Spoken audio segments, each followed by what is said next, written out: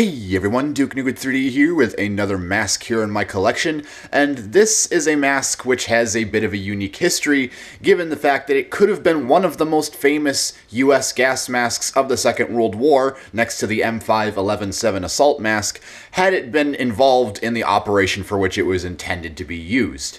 So, to give you a bit of a backstory on this before I even get into the designation, by 1944, the US had adopted the M8-11-10 assault mask, which had been previously used in the D-Day campaign in Normandy as the E637 gas mask, which, because it had not fully been adopted yet, it had been issued for the assault just as it was still getting out of its experimental phase. So, when it was finally adopted, there was several problems that were realized with the M5 assault mask.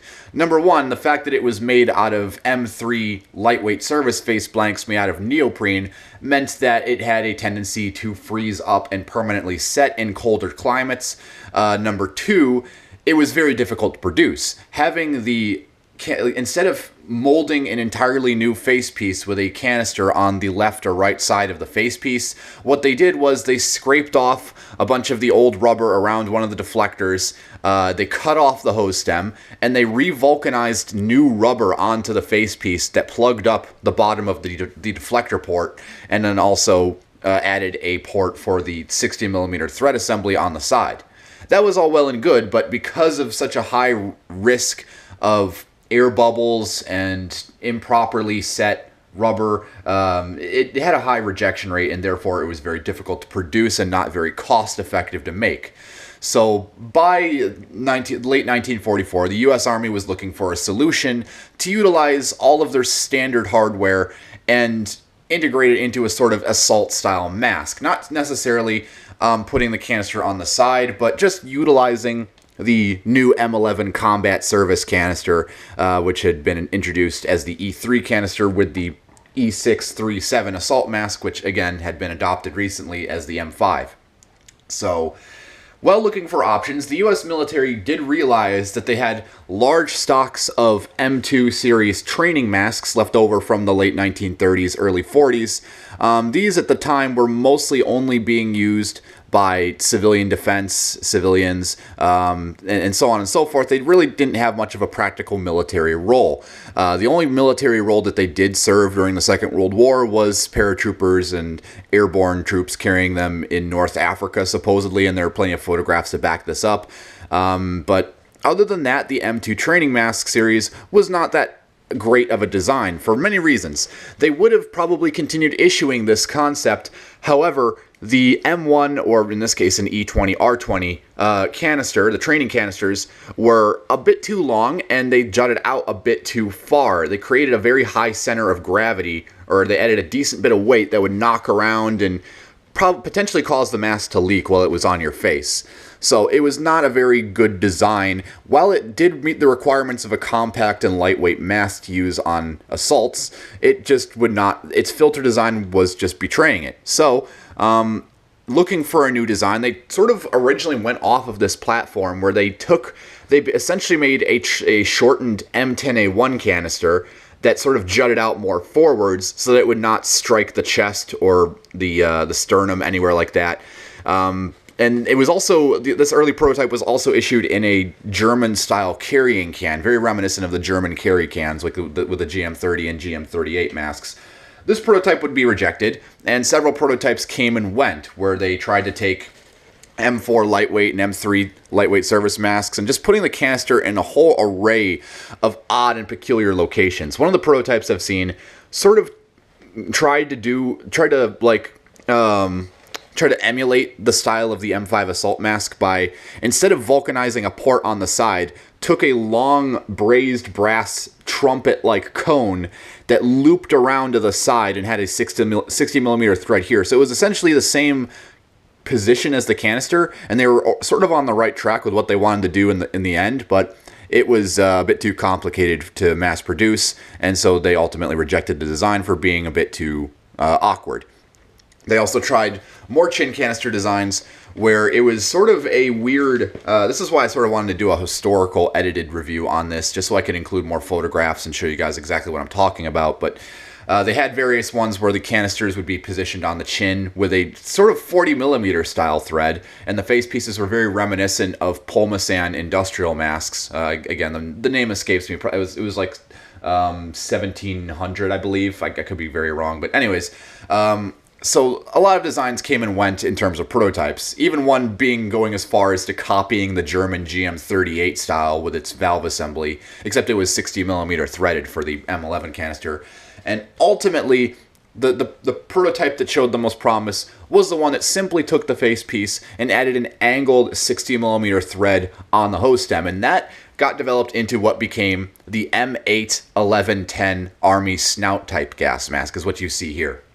Now, these were no more than M4 or early on they were M3 lightweight, but then they started using more M4s. They took M4 lightweight service masks, or they took existing M2A2s and converted them with nose cups and C4 harnesses and obviously the chin filter adapter here. They basically just took existing face pieces and adapted them with this chin style thread.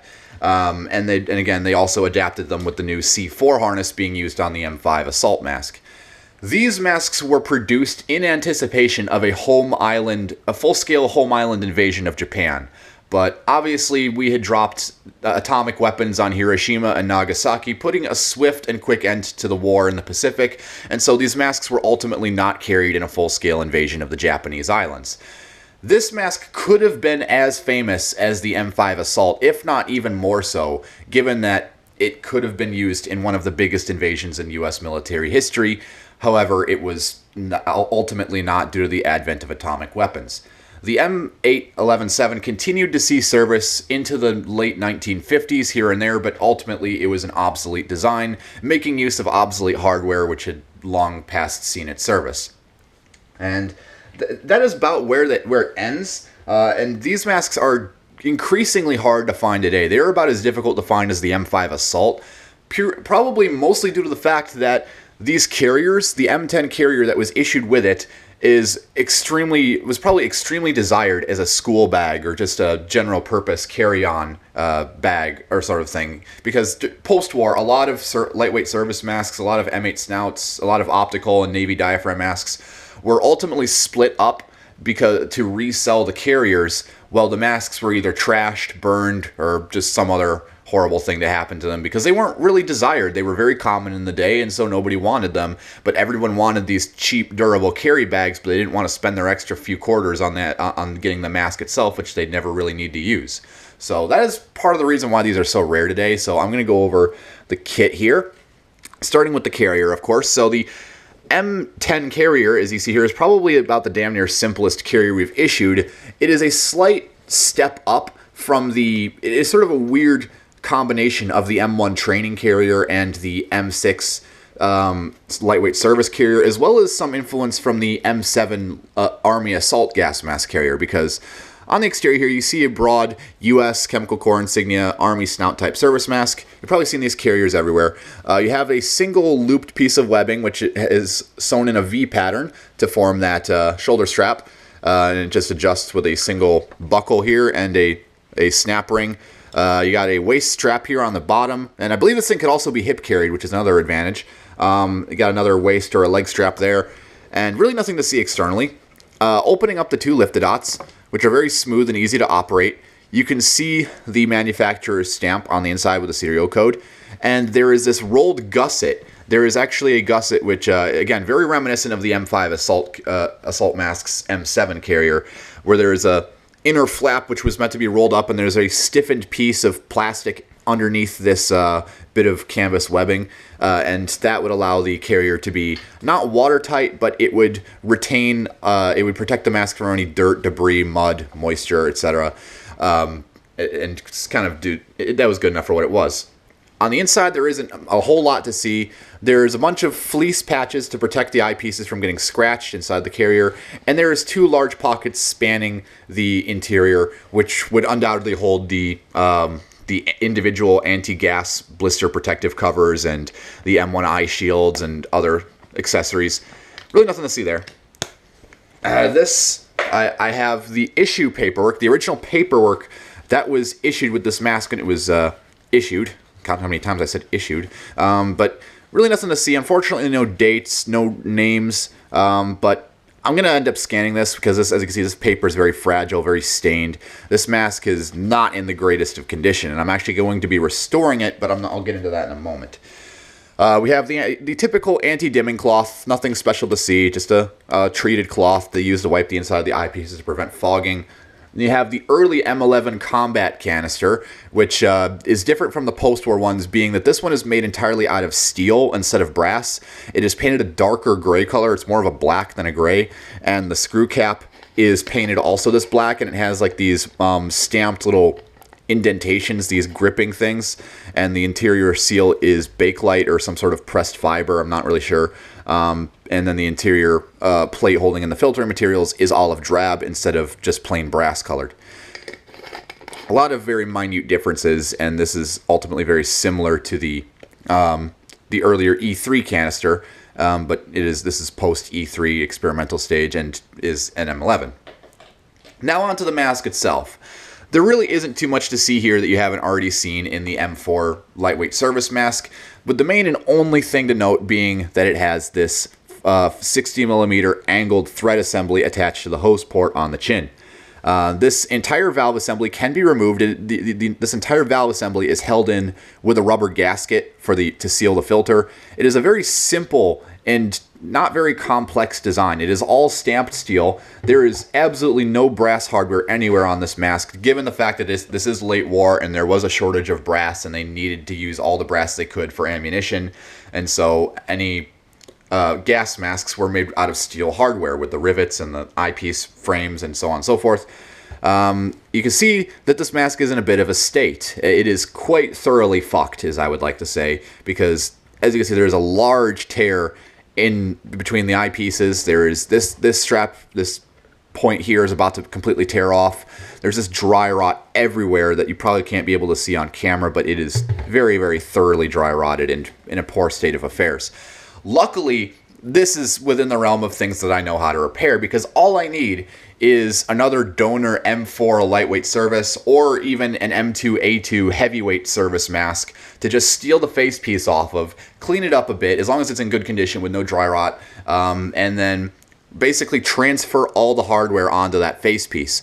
The hardest part about doing that will literally just be the hardness, because I need to get some more die stamping tools to set those rivets and so on and so forth, but I'm not worried about that right now. I'm just going to show off the example as I have it. And you can see the C4 harness on the back here, which is very reminiscent of the M7 self-centering harness used on the lightweight service masks.